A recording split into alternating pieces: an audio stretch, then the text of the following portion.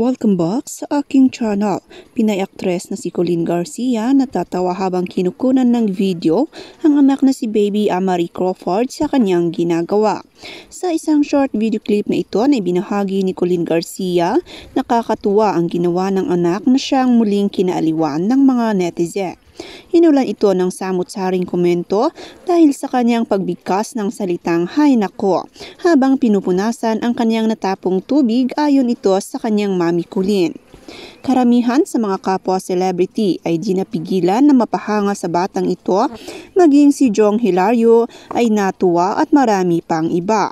Ayaw naman sa iba pang mga fans ito raw ang salitang nais nilang marinig araw-araw. Atin itong panuorin kung bakit nga ba ganito kasaya ang mga netizen sa batang si Baby Amari Crawford. Pero bago yan, huwag kalimutang mag-subscribe sa aking channel para sa iba pang kaganapan.